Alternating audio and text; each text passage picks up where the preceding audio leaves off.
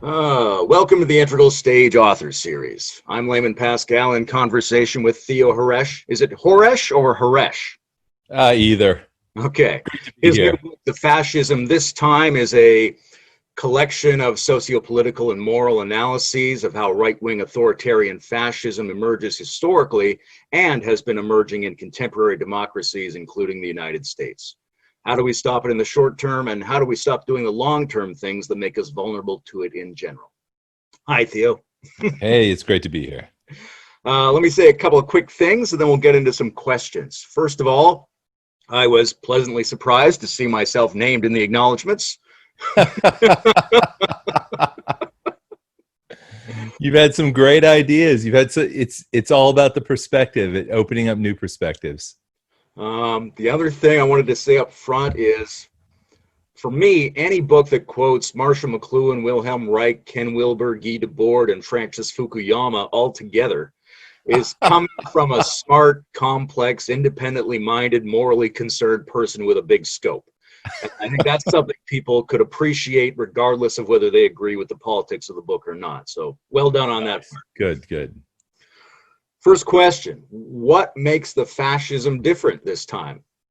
Oh, well, the first fascism was disciplined. It was orderly. It ran like a machine. It used radio to make pronouncements that were listened to, abided by, and believed in, that could be backed up with more and more propaganda, and that if you just shut down a little bit of the dissent, it wouldn't be questioned. But the fascism this time comes in the information age and in the age of social media. So it's picked apart, it's seen through, it's turned into the comedy that it always was. Hitler was viewed as a clown throughout the 20s. He was a frightening clown, but a clown nevertheless. But now we see how leaders like Trump and Bolsonaro and Rodrigo Duterte in the Philippines are clownish, they're disorderly, they're slovenly, they're foolish, and that they lie constantly. So that's the first thing that's really different this time around, is that we're in a different mode of production, we have a different technological infrastructure, different communication infrastructure that allows us to see through it.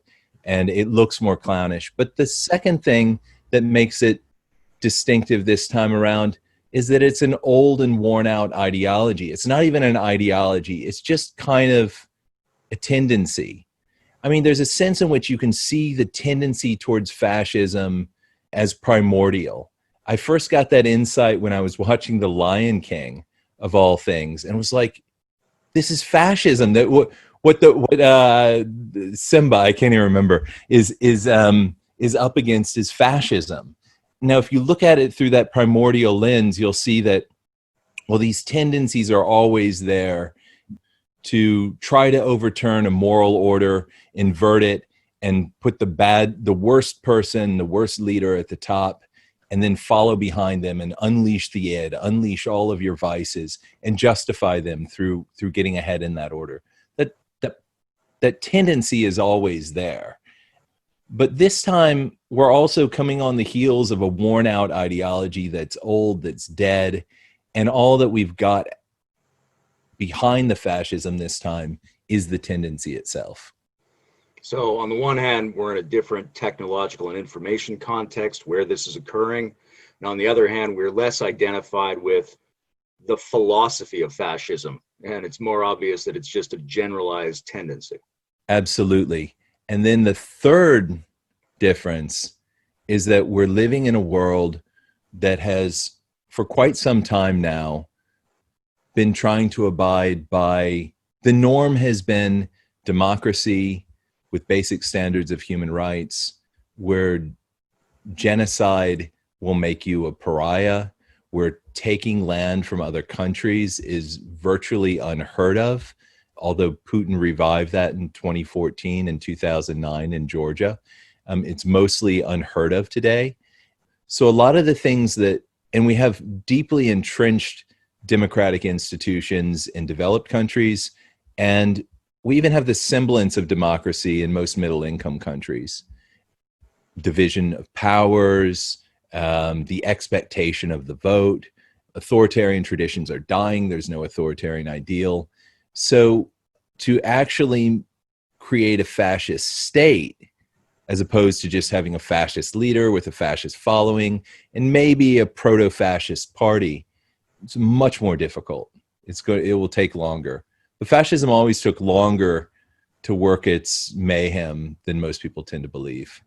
So it sounds like you're optimistic just in terms of it's more difficult for today's fascist. More difficult for today's fascists. Now, what do you make of a place like China, whose authoritarian control looks a little bit more like those classical systems of top-down control, and is finding ways to sort of hack the new technological arena in order to give us a more classical oppression? Absolutely. There's all sorts of authoritarianism. We have authoritarianism on the left. We have authoritarianism on the right. We have, I think of China as a kind of right-wing authoritarianism that where the leaders are rational, they are highly structured, they haven't unleashed the id. They're not, okay, they are carrying out a ruthless campaign against the minority Uyghur population, but you don't have the whole society banded together in these nationalist campaigns of racist hate. Maybe you do more than I think. Maybe that's been happening in the last few years. I stopped watching China closely about a decade ago. I was following it very closely up to that time. You also don't have this element of a forced regression to patriarchy. China is still developing.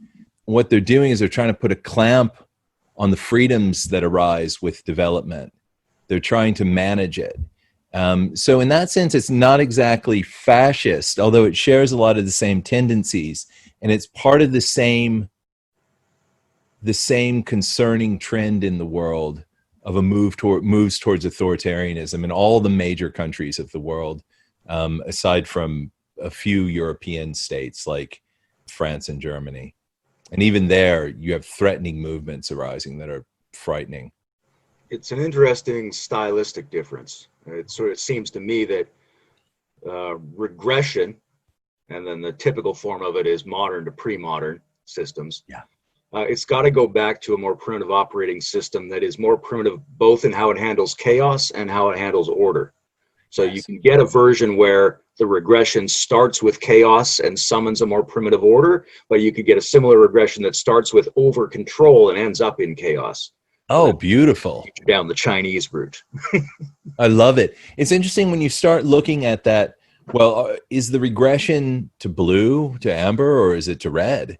Is it to the earliest modern conventional big state religion, big empire bound together by religion, and strong leaders who maintain a strong rule of law that's mythologized? Or is it just tearing it up, tearing down all social norms and institutions and banding behind sort of power god, who's also mythologized, whose love for their power, or in the case of the fascism this time, love for their vices, love for their ability to break all norms, all rules, all laws, and to just do harm. That to me is, I mean, that's a big question. What I see, how far down the ladder of development do you want to go? I think Trump wants to go really low. It's a lot more red that where he's trying to take us. I don't know if Putin wants to go as low, but I'd still consider him a fascist. Rodrigo Duterte, wow. I mean, I'm not sure where the numbers are at now. He kicked off his presidency killing 12,000 drug users, and they would just shoot them in the slums, often wrap their heads up in masking tape with notes beside them saying they were being killed for their drug use, not even drug dealing. And then he comes along and compares himself to Hitler and says he's willing to kill 3 million more as Hitler did. Got the numbers wrong, but I guess if you're comparing yourself to Hitler, you're probably not very good at math or much else besides. But So yeah, it's interesting whether you're going from order to chaos or chaos to order with your fascism, but also how far down do you want to go? Yeah, I would think it's much more common to see a single stage regression in terms of systems, but that could be enabled by individuals who are at a more primitive level or who have a great disparity in their Right. different lines of intelligence. Right. But then it would also depend on things like how healthy is your traditionalism underneath your modernism. If it's unhealthy traditionalism, then it's going to be regressing to just barbarism whenever it Yeah. can. And at the same time, any kingdom system still runs a tribal protocol underneath, right? It's its stability is based on harvesting the system before it somehow. So it's always, if you watch how Amber operates, it operates partly through new emergent qualities that red didn't have, but also through the way it exploits and uses red technologies. Interesting. It does make it a complicated situation to analyze. Interesting. I think one of the things that we don't tend to think about is how many different ways a system can regress. And by that, I mean, you can have a system that retrenches a business that's grown too bloated. It has to remove some employees, has to firm up some systems, has to go back to the basics, clarify its message again. You can have a country that tries to do that. It's much harder to do with a country. And you often hear this from more old school Republicans. I mean, this was a huge part of the Mitt Romney campaign. You had the classic consultant hatchet man who goes and kills jobs, firms, retrenches businesses, trying to do the same thing with our country. You'll often have, now that can be quite conscious as a conscious retrenchment. There can be a sort of aborted development. Well, we've tried to do all these things. We've tried to move to green, but we botched it up. And so we're having to go back and get things right. And maybe we're not very conscious of it. So it was an aborted development. Or just a simple regression. We couldn't handle it. It was too heady. It was too complex. It was and we just found ourselves failing, and we moved back to some previous system. I mean, in this case, I'm continually talking about orange mostly. And maybe we kept regressing backwards. We didn't know, once we started regressing, we didn't know how to stabilize ourselves. Just as you can have runaway development, you can have runaway regression. You can have a very conscious regression that goes further. It's not just a retrenchment. You actually want to go back. It's romantic. It somehow romanticizes the past or a lower level of development. But the fascism, it's forced. That's what's so, and it's almost as if there's a revelry in the force with which they try to make others regress with them. And that is supported by more sophisticated people in an interesting way, right? That people want to, there's an anarchic glee to pulling all the wiring out of the system, right? And it will, eventually that will lead you back to a previous operating system. Right. Although those early operating systems like kingdom culture took a long time to get going. Its early versions are quite chaotic and barbaric. Yeah. Right. So if we were to roll back to Amber, you'd probably have a hellscape for a while before any kind of Amber norms restabilized. Right. But the person who's starting that process more actively, because it's already latent in the tendencies of the culture, the person who starts pulling the wires out, it's very liberating. It's very freeing. We're going to let go of a lot of things, which has both a therapeutic value, because it resembles the drawing down into our simpler functions that we might need to do in order to purify, or like you say, to re-secure them. But it's also very attractive to people who've had glimpses of higher possibilities that might operate like forms of heuristic logic that operate outside of linear rationality, or the sheer possibilities of instinctive and intuitive intelligence. Or the fact that we need to move forward into a society that makes a radical shift and feels significantly more liberating than the one we've been living under. So there's a lot of people who have that feeling, and they don't oppose the fascist as directly as they might because they're sympathetic to the kind of thing it might represent. Right? A Yeah. lot of people think there's some interesting aspects to Trump, and it's mostly the way they could interpret someone else embodying similar aspects, but they put it on him because he's at the center of the conversation. So what do you make of this, the way higher tendencies might make some people vulnerable to the appearance of lower tendencies? Oh, that's brilliant. Well, one of the things that happens with higher development of any kind, when you move higher, as you're making that move, you're usually not stable. The system hasn't stabilized. This could be your patterns of friendship, your habits in life, your practices, they're all new, whatever it is you've taken on. But you've also taken on a wider viewpoint. Now, there's stresses involved in taking on any wider viewpoint. You have to think harder about it. You usually have to feel for more. You usually have to empathize for more. There's wider systems that you have to fit together in your mind and that you have to function in. And so there's often a moral burden that comes with that. Now, this is just any leap to a higher level. But in the integral scene, you've got people who are aiming to get as high as they can go. So they're going to be stressing themselves in ways that ordinary people who are just developing over the course of their lives wouldn't begin to comprehend. And that's going to be extremely difficult to maintain. So you're going to want to release. Like the person who tries to be mindful 16 hours a day when they're awake, and they try to go into states when they're just functioning in their everyday life, and they start to get a kind of stress. It might work after several years of that, might work after a couple of years of that. But when you first start out, you can start to feel quite angsty. There's a terror that comes with these states that you're maintaining. The concentration it takes is absolutely wearing. And at some point you break and you just want to release. And so now everything's wide open to you because you've gone so deep.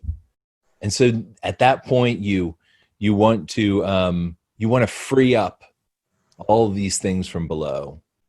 And in a sense, some of that's regression in the service of transcendence, but some of that's just indulgence. Some of it's pathologies arising as you're understanding yourself more deeply. So what I think is happening is we've just gone through a period in the world, let's just say from 1989 to, I think something began breaking in 2014, but certainly with the election of Trump, it was clear we had moved into another era where, if we're going to listen to Steven Pinker and his extraordinary research, but also a number of other researchers, Charles Kinney was one, humanity was improving on countless different measures. Even as the bottom was dropping out with inequality and the rise of oligarchies, we were democratizing, we were getting improvements in human rights, we were more peaceful, there was less crime almost everywhere in the world. Most of the world was developing. We were becoming increasingly interlinked with one another. I suppose that my thesis sets forth the perspective that all of that was overwhelming. The inequality gave it an edge, but the globalization, the possibilities of being hooked into the internet, which, okay, we've been hooked in for quite some time now, but the rest of the world it's quite new. Most of the rest of the world, it's quite new. That's hard to sustain. That's like those same heady heights that we get to when we do intensive meditation and we're new to it. Interesting. That kind of the Pinker type progress story has several different ways we could take it, right? One is to take it very much at face value and say what we need to do is to get back onto that developmental track and use that to provide the basis for even greater development in the future. Yeah. Another way to take that is to say a lot of that development might have been spurious or deceptive or wildly imbalanced and come with a lot of built-in weaknesses and vulnerabilities that essentially made it inevitable that it would stop and create a regression. Yeah. And then another way is maybe Pinker's looking at too narrow a slice of time, right? If 100 million people are killed in 2 years in the greatest war ever, that changes every one of those statistics. So Absolutely. we don't know exactly what's going on. But what do you make of people who are concerned about the built-in vulnerabilities of that progress model, right? Because I think there's a lot of agreement in the short term that we need to form a coalition to get rid of overt authoritarians. But the danger is that those very coalitions reinforce a kind of society that not only inhibits further growth at a certain point, but essentially makes a hackable system that authoritarians can hack whenever they arise. Yeah. Can you get more specific about some of the things you're thinking? Let's say we get Trump out of office. And let's say when Trump gets thrown out of office, Bolsonaro goes with him, Modi loses some power, and perhaps the audience isn't aware, or perhaps this will go up a little later. Belarus, which was the last holdout from the Soviet system in Eastern Europe that was intensely authoritarian, looks like the dictator might fall from power. The whole society's out in the streets protesting. Let's say he falls from power and Putin's weakened and he has to make some compromises. And all of a sudden, over the course of about a year and a half, we move, and China makes some compromises too. And we're back on track democratizing. All of this right-wing nationalism and fascism that we've seen over the course of the last 5 years just kind of disappears along with the coronavirus, and we're ready to move. So what are you seeing us, the concern that we might go back to? What's the potential downside story of that? Because that's obviously an improvement on the current situation. Yeah. So let's say you get in power, then all around the world, coalitions of people who feel supremely justified in their, let's say, modernist compromises and alliances. They believe that the thing that worked was fundamentally to avoid any large social updating changes and to maintain a strong balance between the left and the right, which allows the right to re-flourish and allows them to be constantly cutting down the more liberal suggestions about how to improve society, and that the vulnerability to the donor class is maintained at the highest echelons of power, which means whoever's money goes up can hack the system however they want. And that even though the overall average stats are going up, GDP looks great, the average people are getting less and less percentage of the take and feeling worse and worse about their system and emotionally crying out for something to smash it. And so the next authoritarian gets lifted even higher down the road. Yep. So yeah, I see under that scenario, it's a very realistic scenario that we could go back to. Inequality continues to increase because we haven't put the social protections in place that were needed. So with inequality increasing, you have an increase in oligarchy. Aristotle didn't believe that you could sustain a democracy without a decent measure of equality, equality of condition, equality of opportunity, equality before the law, even though he believed in slavery. So even going back as far as Aristotle, but this has continually been set forth by political theorists and political scientists that that democracy is extremely difficult to maintain in an unequal system because the wealthy will begin to control the system. They'll begin to buy everybody off. So democracy isn't increasing under this scenario.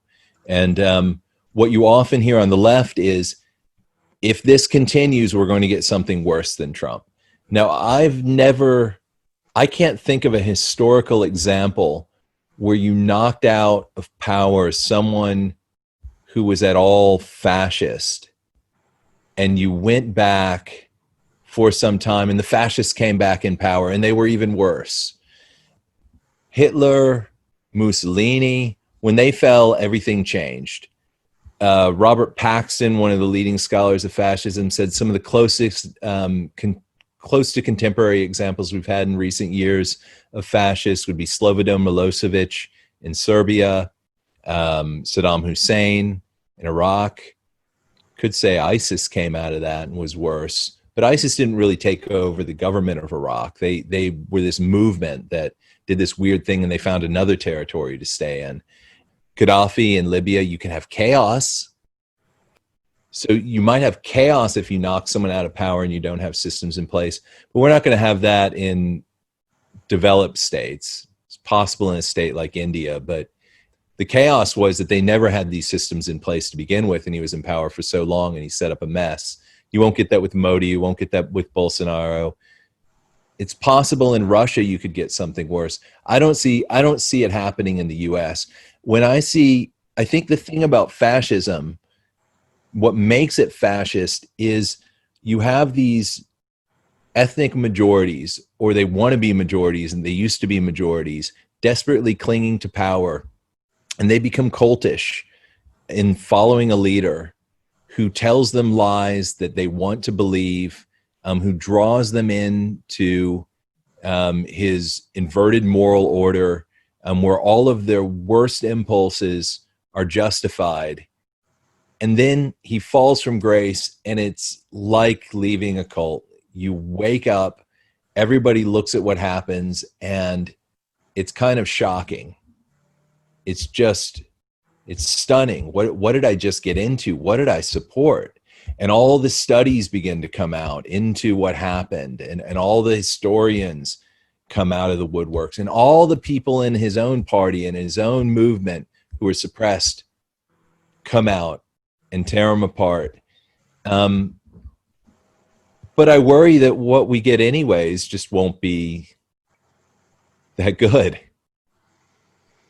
Yeah, I mean, there's a lot of potential positivity there. Like you say, when you look at the historical trends, fascist leaders have not tended to be replaced anytime soon with even more fascist leaders. Yeah. And there's a lot of mitigating factors. There's new information, there's new social values, things like that. At the same time, waking up from a cult depends on the fact that one actually does wake up and that the leader does actually fall. And just losing an election doesn't necessarily mean that's happened. No. And in the United States, I mean, arguably one of the reasons you see resurgent American fascism is that America didn't have to go through the full danger of fascism that, say, Western Europe went through. So it still hasn't really seen it to the point where it can say absolutely not that. And if you had, for example, a stable, moderate Democrat government for a while, I mean, that could go really well.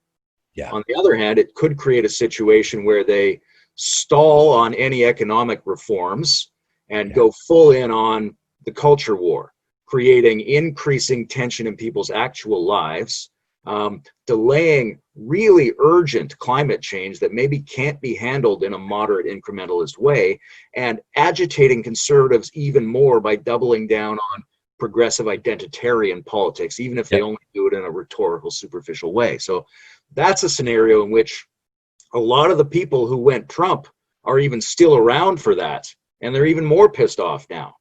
Yeah. Yep. Now, it's not inevitable, but it's a danger. That's quite possible.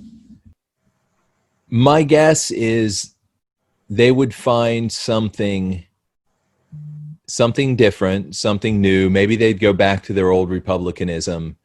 They'd find a way to resist it that they felt better with. I don't think anybody's really felt. No, I don't really know if they felt that good under Trump. I don't think when the whole thing's over, they're going to look to Ted Cruz and say, this guy was actually more evil than Trump. Maybe he's the one we should be following, because I just didn't get enough of alienating my friends and family and covering for his lies, and I didn't get enough of hating. So I think of historical examples where a genocidal regime wasn't fully put down after the genocide stopped. I've got two examples in mind. One was in Cambodia, where the Khmer Rouge, they stayed in power, and they just kind of mellowed out into this ordinary corrupt government. I don't even know if by the end they really felt communist. I don't know that much about Cambodia, so I could be wrong. Bosnia I know quite better. And so you have within the state of Bosnia, it's divided into three groups: the Croatians, the Serbians, and the Bosnian, mostly Muslims. They just consider themselves Bosnians. Interestingly, the Bosnians, the Muslim group was the most tolerant, so they included all the other ones. Now, the Serbian group were the ones that committed genocide. It wasn't so much the state of Serbia. They supported it, but the Serbians within Bosnia. And they were sort of protected. And after they lost terribly, they just went back to their villages, and they kept electing to their portion of the government the same genocidal leaders. Now, they weren't talking about genocide. They were masking everything. So they mellowed out in a way, but they never really lost the ideology. So I can see that as a possibility as well, where the Trump people kind of go back, they lick their wounds, they still support him in some modified form, they deny a lot of the things they did. But really the main issue you're getting at seems to be that there were real problems in the system that came before the rise of right-wing nationalism and fascism all over the world. I think you're getting at the inequality and the rise of oligarchy. And you had this also, the gentrification of all cities, which was tied up with both of these. That could persist. So there's good reason to push hard in a sort of two-step process. First, get them out of power, and then make sure that we don't go back to the same thing. I like to use the example of the Chiang Kai-shek getting together with Mao Zedong to throw out the Japanese who were committing mass crimes against humanity. And then when World War II was over, they could fight it out among themselves and do their own crimes against humanity. So, yeah, absolutely. I think that's where most people are coalescing, which is in a two-step process, like you're saying. yeah. One of the things I really enjoyed in the book was this talk about how the cult leader or the authoritarian sets up conditions in which people who partly support him become compromised in their integrity as they go forward. And they end up having to side with positions far more extreme than they originally supported. He lures them into integrity breaches, and now they're stuck with him. That's a fascinating part. And, it's interesting to think about a moment that comes where people either go, holy shit, what have we been a part of? Yeah. Or they do that cognitive dissonance thing where they double down on it. Yep. And it's just uncertain what's going to happen there. And the psychology of people who've been practicing now for 4 years, doubling down on Trump, but maybe we're practicing doubling down on Newt Gingrich or whatever other kind of clownish authoritarian right-wing thing. Maybe they've been doing it for decades now and they're getting really good at it. Or maybe they're about to have a transformative awakening. Yeah. Yeah, it's so, I mean, I compare this to child soldiers. The militia goes into their village and they put a gun in the hands of the children. They bring their parents to them. Their parents are screaming and they force the kid to pull the trigger and shoot one of their parents. Now they can't go back to the village. So you think of this situation where my friend has lied.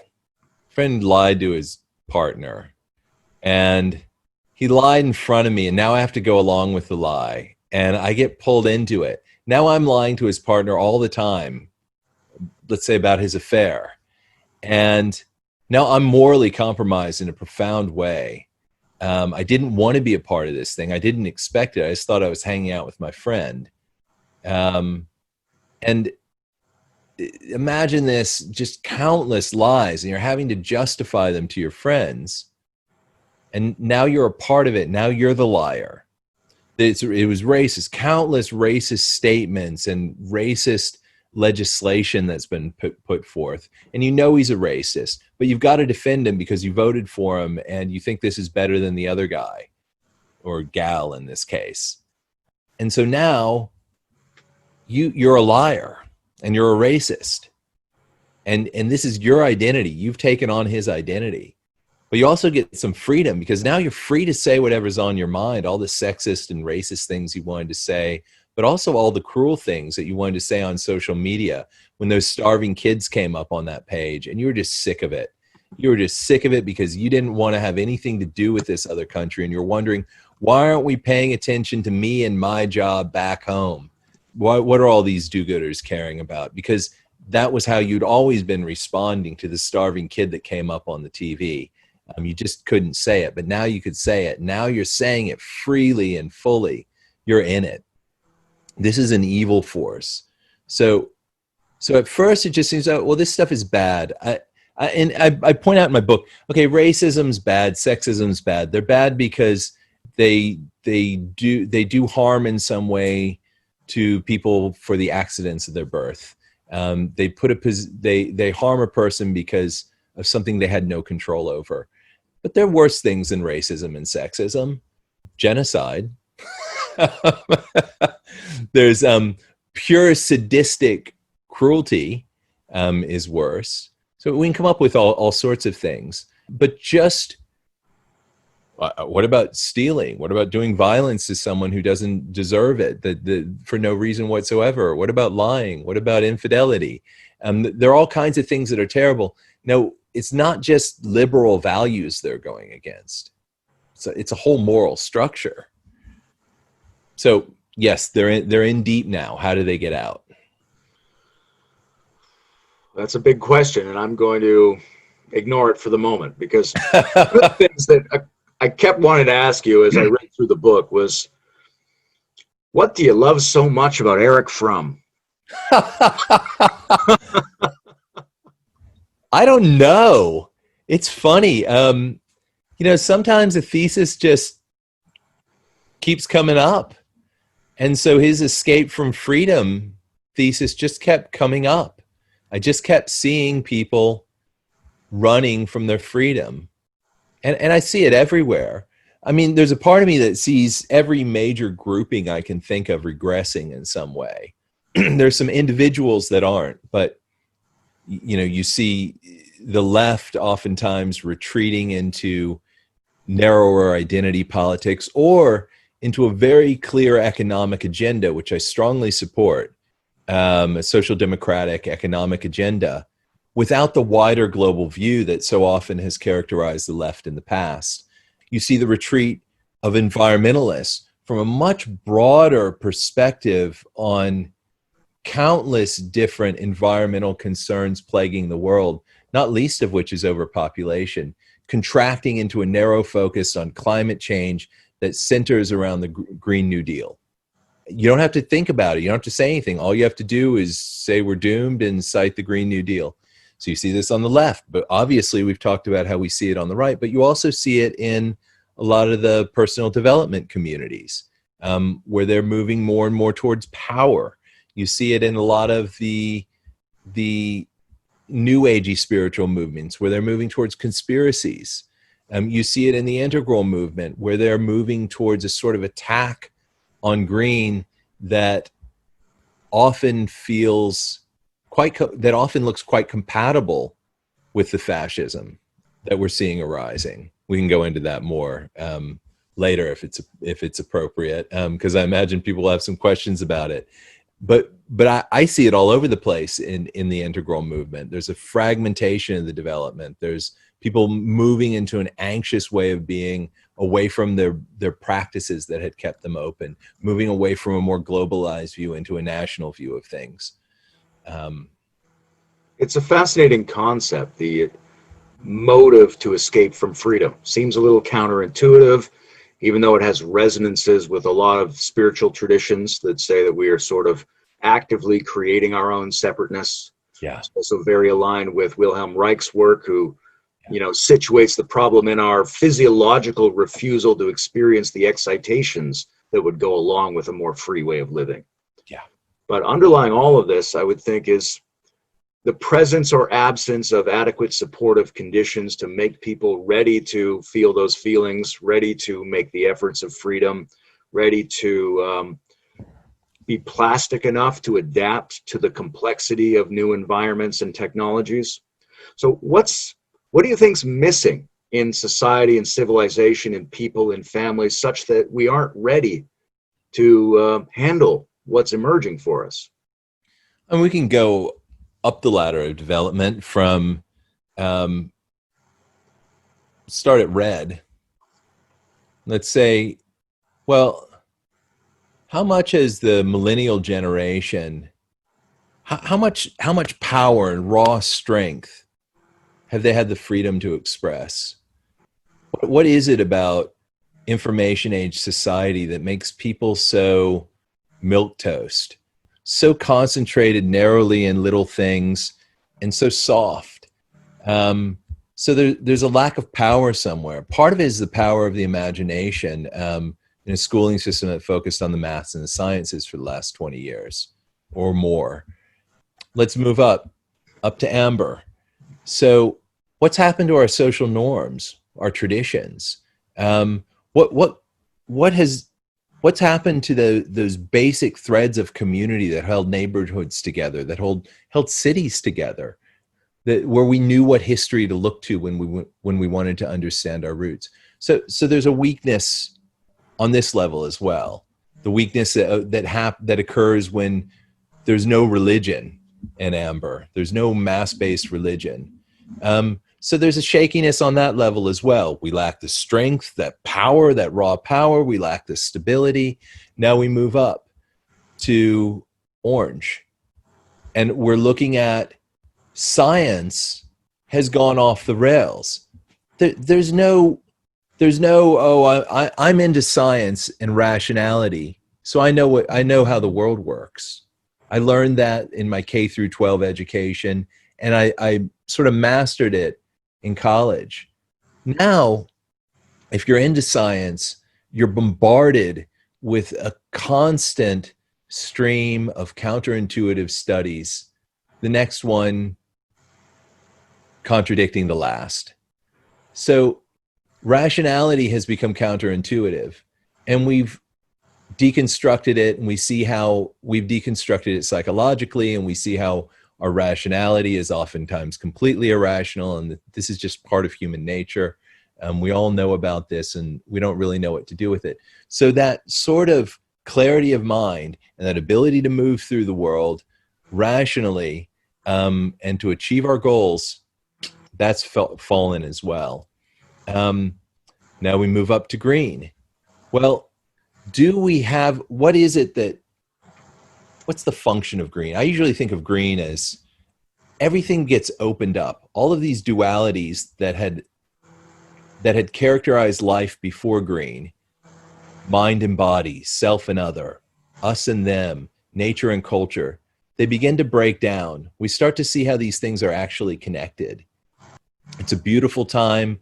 It's a time where everything's kind of new. It should be like that, where it's sort of innocent. There's a romanticism too, because we're oftentimes going back and collecting pieces from the past. But it requires a bit of space. But to be green now is to be engaged in a constant fight, a sort of struggle against inequality, a struggle against racism and sexism, but also to be absolutely overwhelmed by a vast world that we can never begin to wrap our minds around.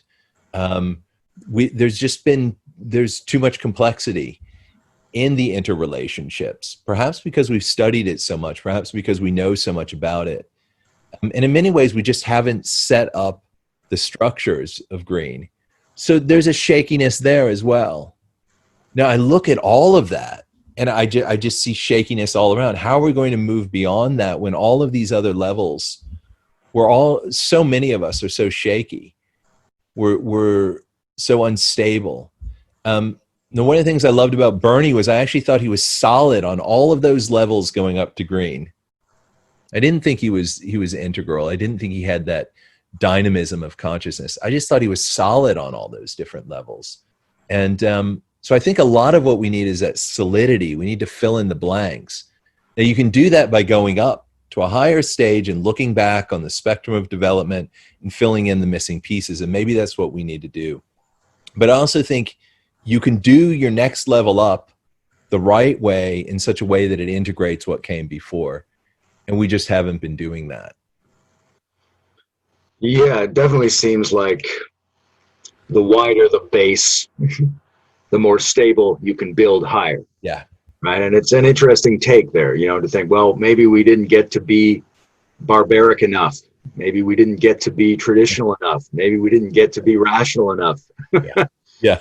um, when I look at my own life, and I think I had some advantages in that respect, Yeah. in terms of the material structure where I grew up. The way you were going through it, a lot of it, the traditional shared belief system, or the craft of doing reasoning in yourself. So that's a lot on the interiors. But I think one of the problems we've got is that people don't have the opportunity to experience the external environments and livelihoods and things like that that support that. Like, I got to be raised on a large piece of land in a somewhat patriarchal fashion. We didn't really have the traditions. It was a very traditional lifestyle. And when I was young, I could go out and smash the shit out of things if I wanted to, because it was our land. Kind of, you come up and then you have this structure. And so you have something like the village life, and you have something like the medieval life, right? And you're working the woods and you're fishing and things like that. When you go into higher levels, you get what all that stuff is because you lived it. You worked out for yourself what it was like to be like that. But when you come in the city, or when they try to give you modernity right away as a set of beliefs in your elementary school, right, there's all these situations in which people don't get to live out the experience of those lower levels. So of course they're going to get weak or narrow or truncated versions of that make higher levels shaky later on. Very interesting. I look back to team sports as what gave me a lot of the filled in a lot of my missing pieces, the discipline of athletics, the teamwork, but also just the fury of it, the danger of it in many cases, and confronting danger and confronting pain. I'm not sure what it would have been for girls, what they needed at the time. And maybe they haven't lost anything. Maybe they've actually got more freedom now to let out a stronger side of themselves, a fiercer side, and to develop their disciplines and their rationality. But I think that's been a missing piece. Part of it is, I think, in this opening to green, in the blowing open of the world, as the mind-body dissociation breaks down, as the conscious-unconscious dissociation breaks down, as the nature-culture divide, the us and them, that it's inevitably overwhelming, and inevitably many people are going to retreat from it. It's going to be difficult to set up stable systems in that phase of development. And I'm actually kind of impressed by where the progressive movement has gone in recent years, in sort of laying down the foundations we need for higher development, as I think they quite successfully did in Scandinavia and Northern Europe. But still, the pain of the lost traditions, there's no denying that. And I don't know how we'd ever go back to, say, a mainline Protestant church in the US and Canada and the UK, where that binds together communities still, but in an open and more liberal form. I mean, I've got a Methodist minister friend who's trying that in a very kind of integral, kind of green way. It's interesting to see what's possible, but it still feels all blown open, even with the church there and the familiarity of the hymns and all of that. It's a bit of a catch-22, because the idea of getting more stabilized, pluralistic, and postmodern systems up and running requires them to be very solid and anchored, like you were saying of Bernie, right? In the same way that Trump resembles the transition agents from democracy to pre-democracy, right? We also look at who are transition agents to a system upgrade. And it seems like they have to not just espouse a higher vision of a more complex social system, But their lines have to all get there in a variety of ways. They can't just be mental. They have to emotionally, they have to have a consistency, they have to be morally there, and they have to be solid. So we need those figures in order to help set up a system of, say, green that's stable enough that it can work with and help restabilize the lower levels. So we're in a kind of difficult position, which is you need bottom up to get the new higher one stabilized, but you need the higher one stabilized to enable you to work on the bottom up process, which could be conceived as a trap or could be conceived of as having two opportunities to hack that system.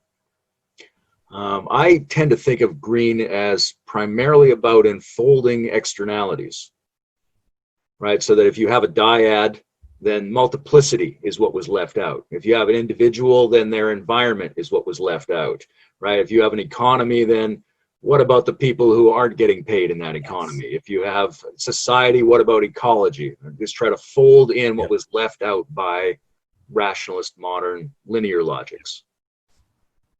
Absolutely. And ideally, that leads to greater stability if it can be handled correctly. Yes. Because there's a lot of instability in modernity because of what it doesn't see and because of what it's leaving out. If you could get all that stuff inside the arena, and it should be able to stabilize at a more sophisticated level, but you'd need the right people to do that. You'd need a healthy enough population base to do it in the right way.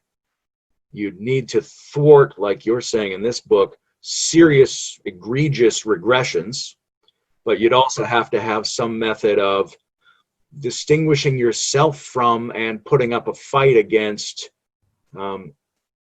insufficient versions of progress. Right? So that's that second step of that two-step process is once you get something like a Biden administration or its analogy anywhere in the world, what's an effective move to really make green healthy and make it strong and distinguish it from liberal modernism without sabotaging liberal modernism? Nice. I mean, to me, there's simple answers. I mean, on a political level, we know what's worked. We know that the welfare protections of Scandinavia have worked. Now we've got a couple of clearly different models. There's the model of Sweden where it tends to be more regimented. It's harder to fire an employee. It's harder to retrain for a new job late in your career. It's much more stable, and you have a Danish model that's much more dynamic. You can fire people at will because everybody's constantly getting retrained in new jobs. So there's a lot of personal expression. And then the only bad thing about Denmark, okay, it's a little dull. Nothing terrible happens there, and you don't tend to get a lot of not a lot comes out of Denmark. Happens to be the most racist state in Europe, which is bizarre. Studies show it to be that. But all the measurable things, it's doing phenomenal. So we can follow those models, and those models, as they hit green, they focused on economic protections, social protections.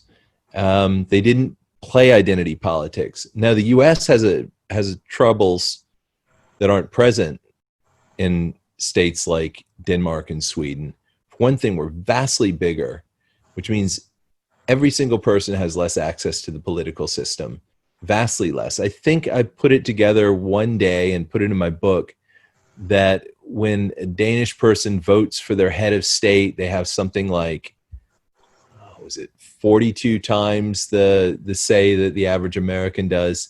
Of course, it's going to be different all across the country because of our systems, but so we know a lot of the answers to this, and we can needlessly complexify it.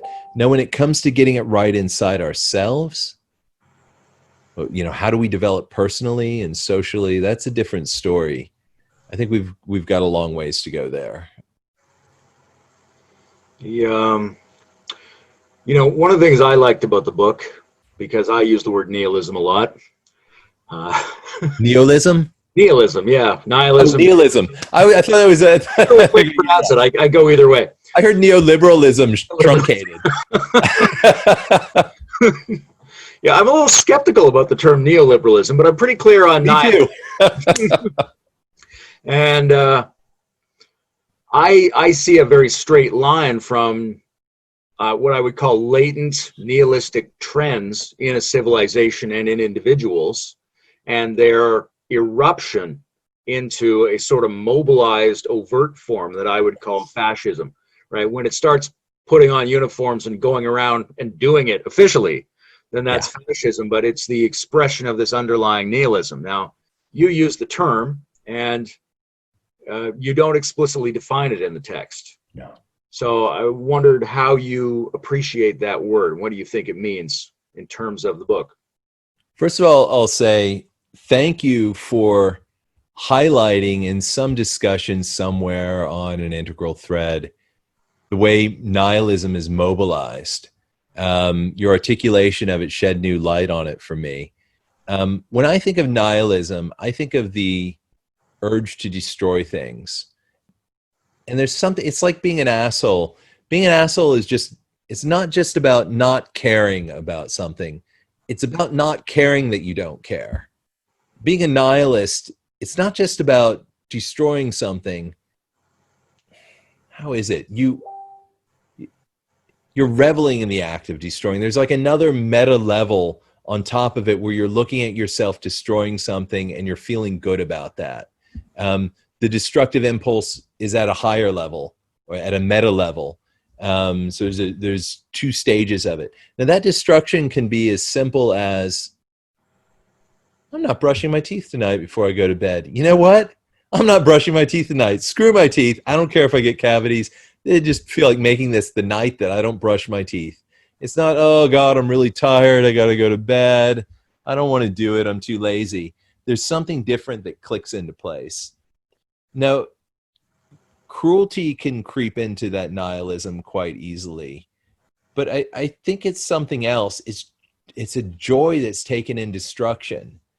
In politics, we're destroying things all the time.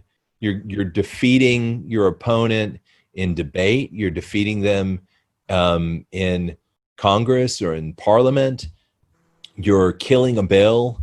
You're reversing some horrible piece of legislation, and you destroyed everything that was brought with it, and you celebrate it. But the revelry isn't in the destruction itself. It's usually in the good that you're doing. And what I see going on with fascism is there's a joy in the destruction itself. And this joy in the destruction itself is why I posit fascism usually leads to genocide if given enough time, and it usually destroys itself. In some way, it's just going to destroy itself, because that's ultimately deep down inside what the people want. It's not that they just didn't want to brush their teeth. They had it. They just had it with life on some level. And it feels good to let go. It feels good, as you say, to tear the wiring out and go on that death drive. So what would you say are nihilistic potentials or fascist enabling trends within integral communities or communities of higher discourse and evolutionary practice in general? Nice. Great question. There's something about fascism where it's always an attack on the weak and the vulnerable. Fascist wants to feel strong by attacking the weak, and it wants to think of itself as more highly developed, as better, as superior. And so I think anytime you get a community that's consciously looking at its development over other stages of development, where individuals are highly focused on that, the question of how you approach what's below it is always a bit tricky, because you're always going to have some people who their drive is to just go as high as they can in a beautiful way, and everything's a flowering. And you're going to have people who are wanting to achieve something in that. Well, they couldn't find the right career, they couldn't afford the right career, they couldn't afford the education, they failed to develop their talents, so now they're going to develop themselves personally, and they're going to get their sense of achievement out of that. Okay, there's some pathologies that come with that are a little dangerous. But there are also the people who will always be drawn to developmentalist movements who want to look down on others. And you see it all the time in integral discussions where there's just an attack. It's a vicious attack on what's perceived to be lower. Question of whether or not it's lower, we can leave open for now. And I think that starts to look quite fascistic. The other thing is, in an integral scene, we're either moving out of green, or we've just moved out of green, or if we're more developed, it's sort of in the dust and we don't have to worry about it. But if we're just moving out, or we've moved out and we're still immersed in green communities. To any of my audience that's unfamiliar with integral talk, I should be defining these things all the time. Multicultural, pluralistic, communities focused on empathy and understanding, and all these other things I've mentioned. We look down on those things and we're at war with them. But it's also that the far right is at war with them. So we're natural allies, just in the same way that you're going to get a green-red coalition. Those who are pre-conventional and post-conventional, they're just anything other than conventional. You're going to have those who are plunging down the ladder of development in a forced regression of fascism, and those who are moving upward, and they've had it with what came before, and there's going to be some agreement. And a lot of the agreement is they're sick of political correctness. Both are sick of the political correctness that occurs when we move into multicultural societies and we try to develop a new set of norms and new ethics to manage our kindness and empathy and understanding for groups that have been left out. There's going to be a reclaiming of masculinity for men. Often in green, as anyone who's been through it knows, the empathy and understanding and compassion and openness can get to be a bit of a swamp. It can weigh you down, and it can be needless. And there's something that feels really good about reclaiming that vigor, reclaiming the focus and the discipline. And now, so what do you do with what came before? Well, if you're just coming out of it, there's a tendency to be pretty hard on it. So you're also going to be in a coalition with those who are that are plunging down into red, and those who've moved beyond green. So the danger is you're going to hook up in this way. And then, one of the things that almost nobody ever talks about is how people who are new to philosophy or just deep thinking are oftentimes scattered all over the place, and they have no idea what they're actually reading, and they misinterpret everything. And I think this tendency to misread people gets really tricky for a lot of people who are new to the integral scene. So they're going to read someone who's actually coming at things in a quite fascist way, as being open and philosophical. They'll think they're on the same page, maybe until they go to their Facebook page. When you get up close, you see that this person's actually quite different than you, but you don't know it from a distance. So there's a lot of ways we can hook up or get hooked into with this stuff. Learning things is tricky. Information is proliferating like crazy, and that exacerbates the normal human problem of assimilating and understanding as opposed to just encountering knowledge. Now, from the point of view of analyzing fascism, authoritarianism, cultic tendencies, regression, there's always been this tendency to try to thwart rational knowledge, right? To compromise people's intellects so that they are on board with a regressive operating system. And so that loyalty predominates over reasoning. So that's a very traditional thing. But what's your take on the contemporary situation of information becoming highly dubious and overwhelming? Because we're encountering now more potentially charged cultural artifacts than ever before, and we're encountering situations in which it's push button ready to make fake videos, fake audio, fake documentation, so that the information we're encountering is less reliable than ever. So we're in a situation of strangeness relative to knowledge, I think in the book you use the phrase the normalization of confusion, which is a natural historical tactic of the fascist, but it's also part of the general situation everyone is living in now. We just feel like we don't know what the hell's going on, and for very good reason. So how do we, what's your take on the current analogy to the normalization of confusion, the possibility that there's no going back and confusion is going to be the new norm going forward? And how do we deal with confusion sensibly then, rather than as a prompt to regress ourselves? That's great. And at first I was thinking, I have no idea. I just kind of want to change the subject. And then I realized, oh, I wrote a book about this and people pushed me to have answers. And I had so many answers that they thought I was just rosy picture about it. So part of the thing is when things are too complex, we have to find a way, too complex to grasp, too complex to make sense of, too complex to feel around, to explore. We have to find some way to simplify it. So in my book, one of the things I look at is all of the things we have to feel for and be ethically committed to in a global community. We've got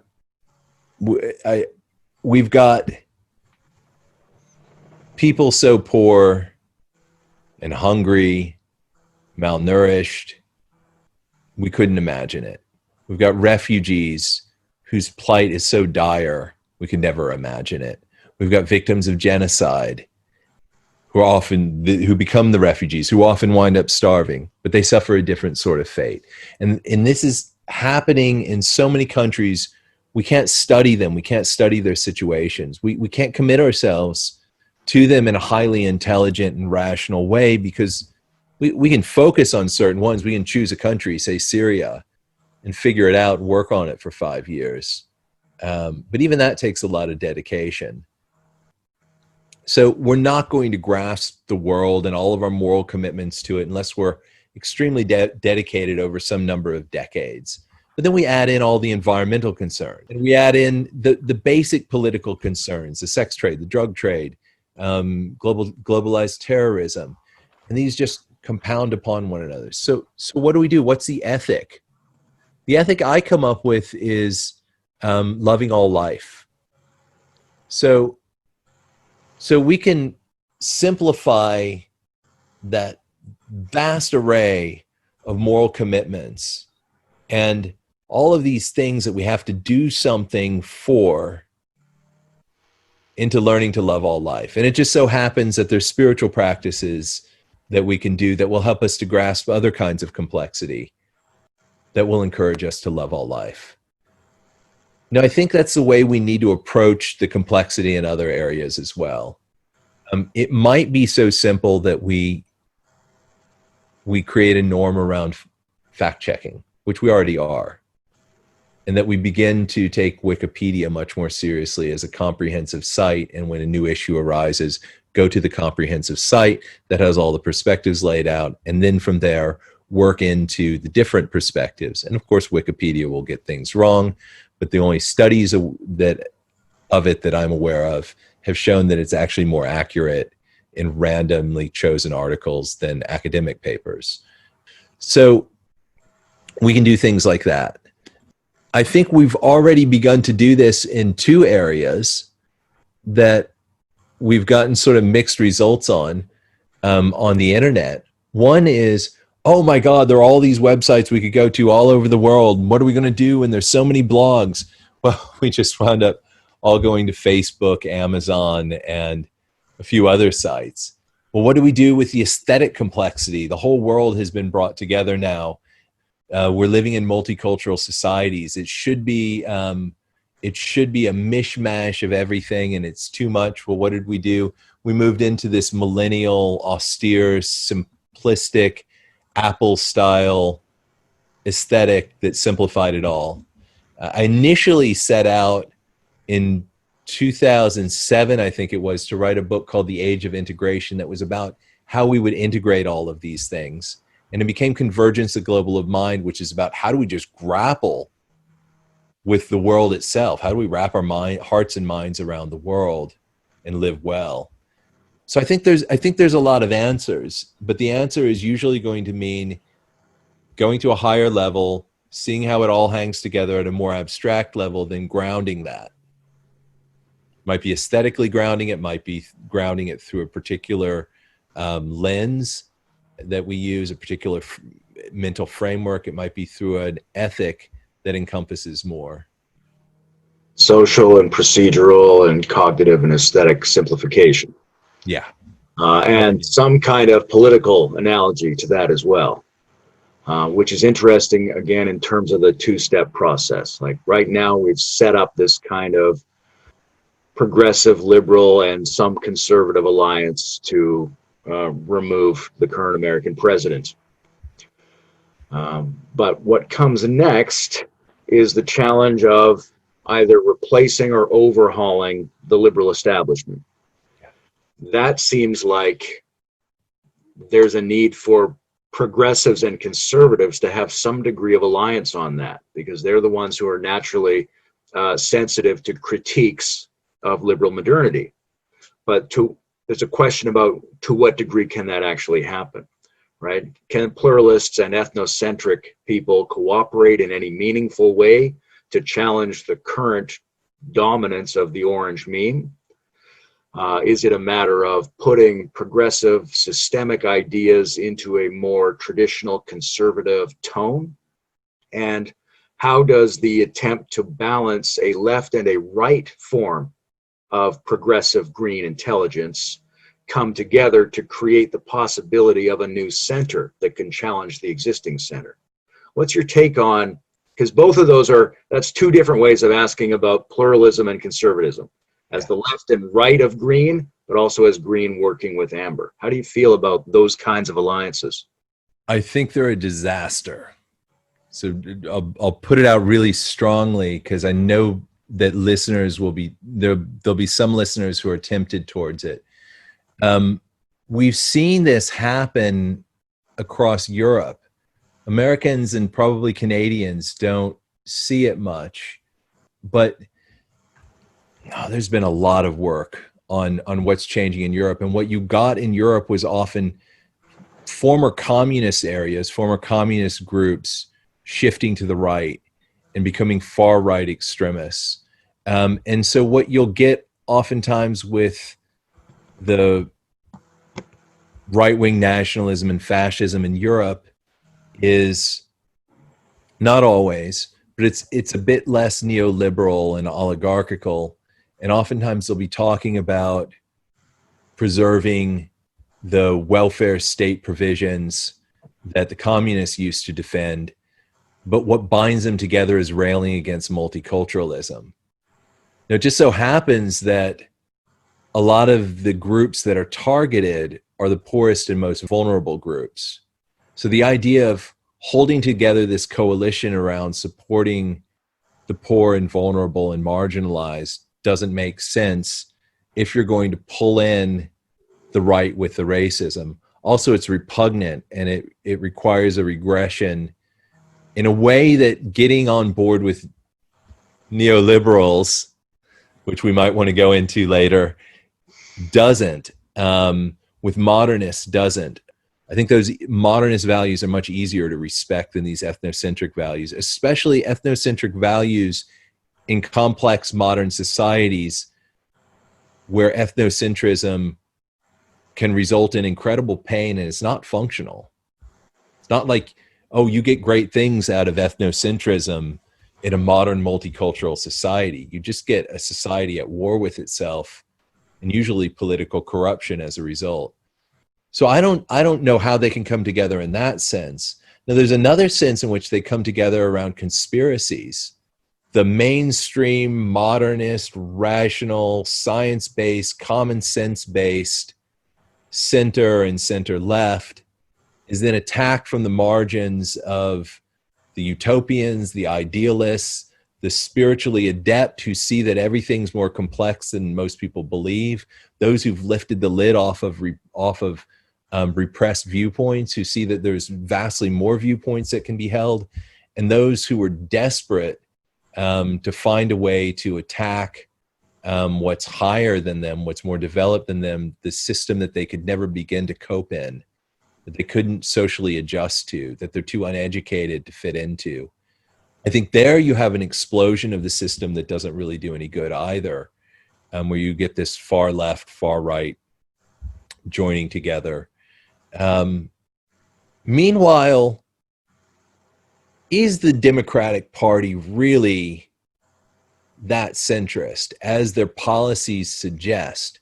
I don't actually believe that it is. I believe that Obama had a much more progressive agenda that he wanted to accomplish that he knew he couldn't accomplish.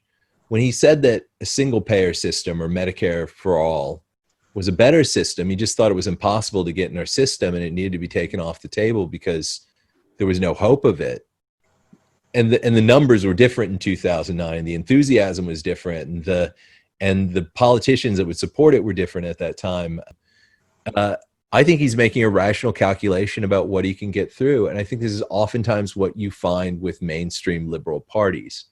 Now, it might have been different between 1995 and 2003 or so, when you had this massive move in labor parties and socially democratic parties and liberal parties, liberal in the American sense of liberal, meaning left of center to the far left, when they all turned towards, when they all abandoned their social protections, their economic protections in favor of a rapidly growing market. That was a very weird thing, but I don't think that's happening now. No, I think that in Biden and Kamala Harris, you do have people who are more like that. Their instincts are more like that. But a significant portion of the party that chooses them because they think they're more pragmatic, because Bernie wouldn't win. Nobody would. You're not going to get a socialist as president. You have that whole crowd. I support him. He's my candidate, but I'm not going to vote for him because I don't think we could ever have a socialist president. So I don't think you have it. I don't think the party's as far right as it looks, the Democratic Party in this case, or across the West, a lot of these liberal parties. Yeah, I think there's an ambiguity about what we mean when we talk about the American Democratic Party. I think there's a lot more progressive spirit and intelligence in that party than we normally see. At the same time, I think that might be sabotaged by some of their procedures, right? Both in terms of what is the inner control structure of the Democratic Party that might be inhibiting it from being as progressive as it would like. And also at the individual level, with a character like Obama, there's a tendency to pre-integrate or pre-compromise, to right, yeah, rather than making an aspirational fight so that we end up in the middle, try to start from the pragmatic middle and end up being dragged to the right. Yeah. So both of those are, regardless of the spirit and aspirations of the group or the individual, somewhat sabotaged by their procedural commitments. Yeah. But one of the things, to touch on that previous question, absolutely, there's a lot of potential darkness in a progressive conservative alliance, meaning, essentially cultivating regressive ethnocentrism while simultaneously sabotaging the gains of modernity. Yeah. On the other hand, what is right-wing green in a healthy way, and how do progressive movements or candidates get that conservative vote, or at least a chunk that's big enough to mobilize themselves as representatives of the actual population as a whole? I think something that we've neglected in progressive, liberal, in the American sense of liberal communities, in countercultural, more open, spiritual, therapeutically inclined communities, has been the importance of integrity, basic honesty, solidity of character, good solid habits, virtues in the Aristotelian sense. Also a sense of moderation between multiple different goods, which requires the ability to literally moderate meetings, moderate conversations. And I think all of this stuff, aside from the last, is quite appealing to conservatives. And a lot of what they have a problem with is flaky stuff. So Bernie didn't have a flaky bone in his body, as far as I can tell. Maybe he had a bone that was transformed from the 70s, but he's just solid. He's focused on what matters most, and he has great integrity about it. He's a little too intense for them. That's the fire we need in the U.S. Meanwhile, the moderate personalities are oftentimes a little too. So there's a contradiction in what they need, but they need to trust someone. And I think the thing they hate the most, that I'm as guilty of as the next person in my analysis, in any integral analysis of what's going on at lower levels of development, you're going to sound like a smug prick, but you don't have to indulge in it. And you can apologize after you've done that. And you can honor what someone brings to the table without supporting their whole agenda. And I think that's something that any candidate could do at any point in time, but more from below we could be doing this. So I'm imagining something like calling out bullshit. Like, what if the left, and particularly the more multicultural left, were to call out bullshit more often and have the courage to stand down their own communities, not join another little clique where everybody does it, but stand down their own pages around something they think is absurd. I mean, I'll give an example. In environmental communities, I could get hellfire thrown at me for my views on nuclear power. So you saw Stuart Brand, not so recent years, I guess it's been about a decade or more. He just took on all of these tech issues as an environmentalist.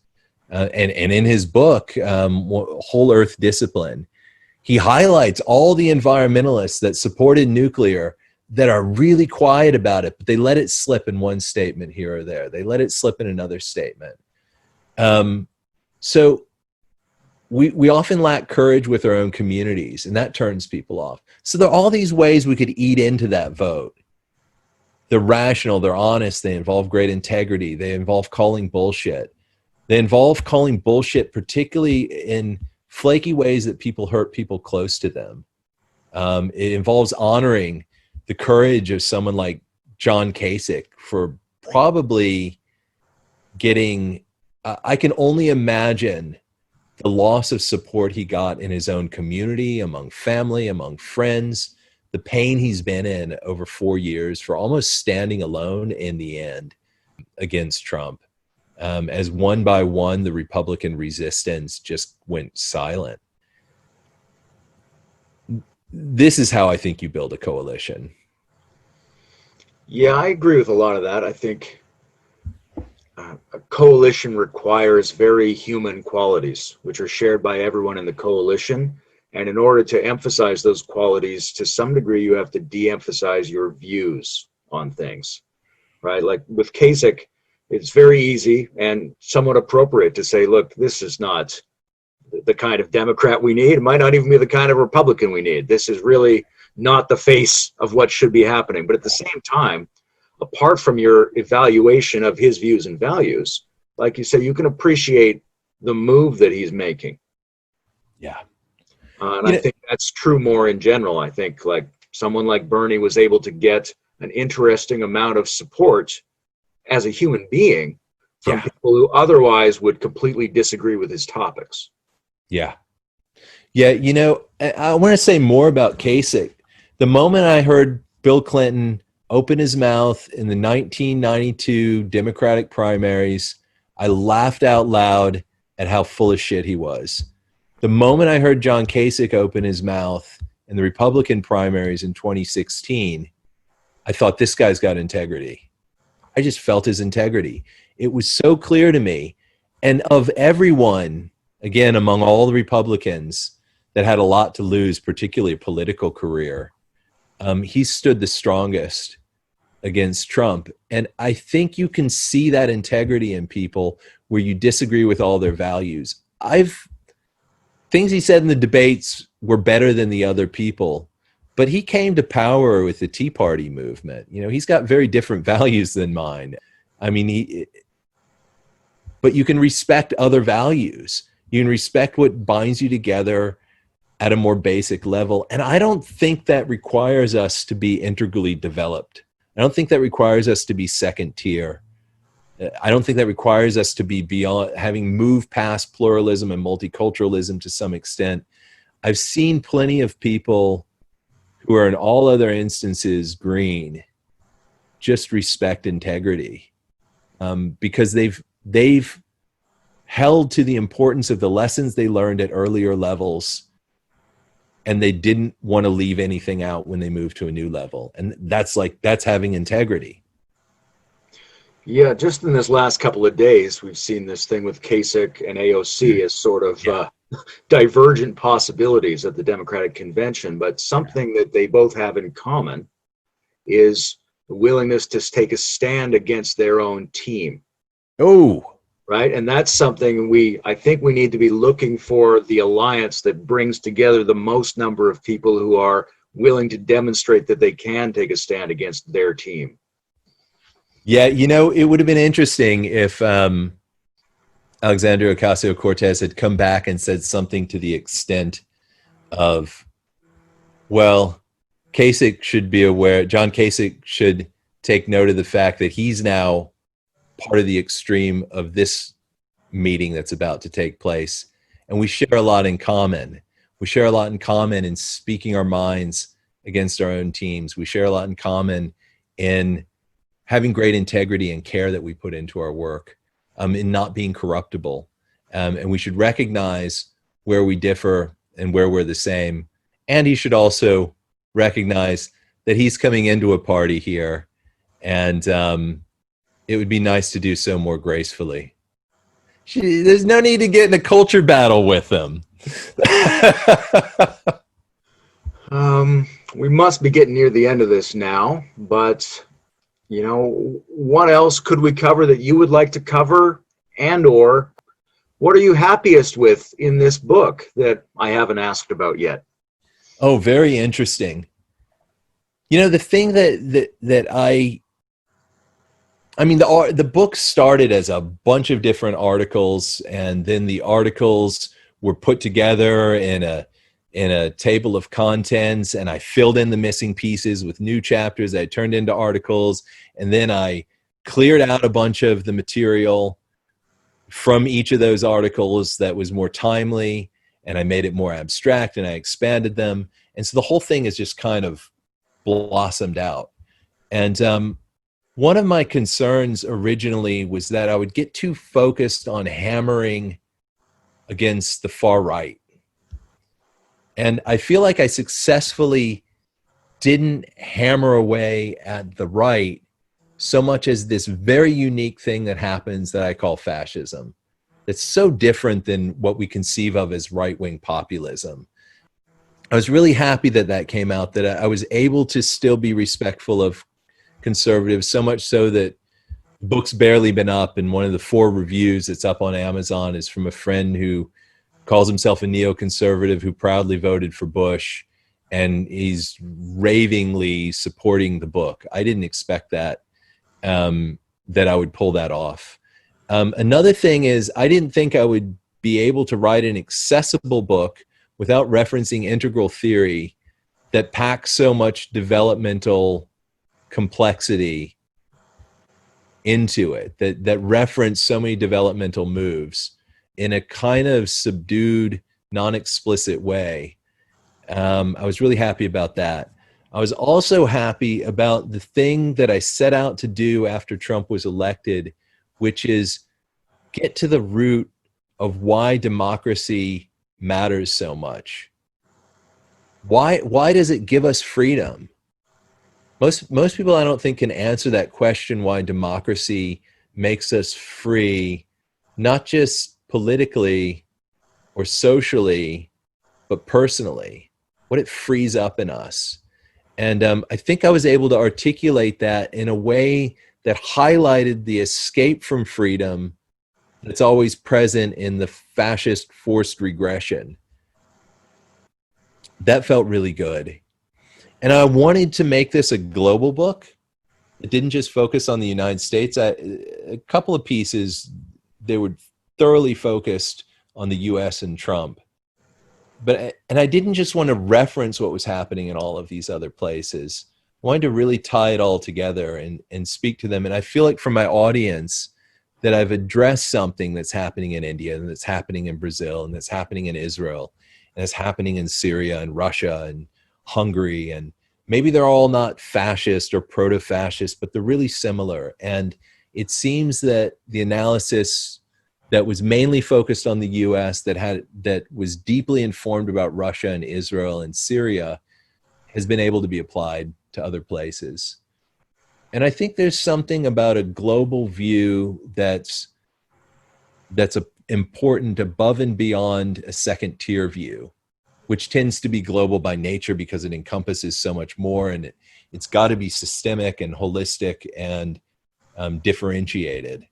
But there's something about just looking at the whole of the world and asking what's going on in this limited system where we're all bound together through the flows of water and air and migration and trade and tourism and technological interconnectivity, asking what's true for all of this. And I was very happy that I think I was able to speak to it. That's nice. I think you did accomplish a lot of those things.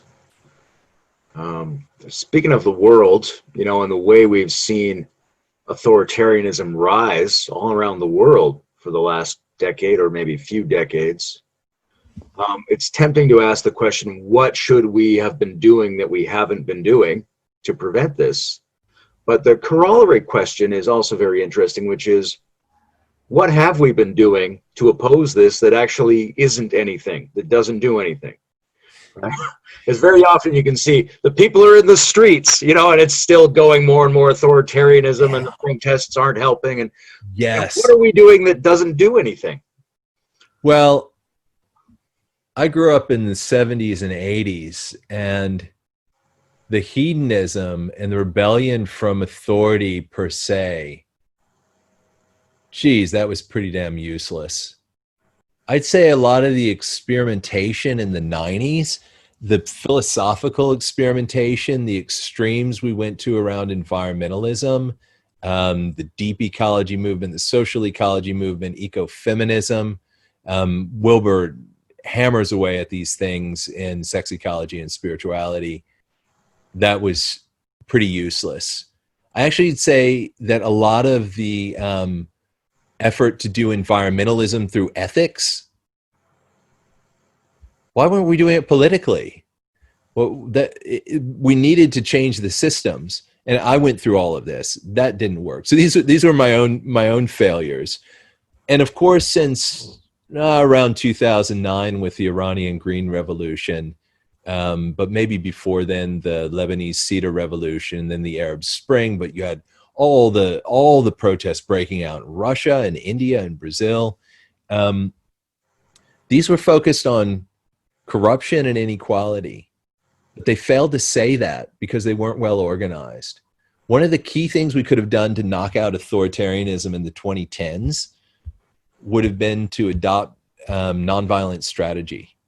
Not nonviolence, just we're going to be peaceful or we're not going to use violence, but to use nonviolent strategy in a very systemic and clear way, and to take control of the protests and stop them at a certain point. As Saul Dialinsky said, you want a campaign to go on only so long, and when it starts to lose steam, you stop it. You wait a little while, you let everybody regroup, and you come out with something that wasn't expected. And so your enemy never adapts to you. They never figure out what you're doing. Everyone's well rested. The public doesn't grow sick and tired of what you're doing. That alone could have staved off this authoritarianism. And then the big thing would have been a global campaign to end political corruption, focused on something really simple like the public financing of elections. It's global. We're not just looking at the United States. Or even better, the voting with dollars thing that was initially Bruce Ackerman and someone else, a legal scholar that Andrew Yang adopted, which is giving people money to vote. $100 per citizen per election cycle to be placed on a credit card that can only be used to give money to political candidates and organizations advocating for political candidates. Something like that. Simple, focus on it. There's so much we could have done and so much needless garbage that we brought in. I really like the idea that people who are resisting or promoting change have been, that they're too worn out and that they're too predictable. Yeah. Yeah. That seems so much so. Yeah. Is there anything else you think we should talk about before we finish this up? I think we should talk about what a great show this is. This is a phenomenal conversation. You're really good at what you do. Great listener. You bring up great points. You bring up great challenging questions. You pace yourself. You paced yourself to me quite well. You'll probably cut this out unless you want a promo for your show, and feel free to use it. Well, if the conclusion is that I'm wonderful, I think we might want to leave that in. It's been really great getting to talk with you. Listeners might not know, we've been talking online in discussion threads for a while, but I've never heard your voice or seen your face. I don't even know if you have a picture up, so I didn't even know what you looked like. And this is good. It's really good. It's terrific to get to know you as a human. Absolutely. Lovely to talk to you, Theo.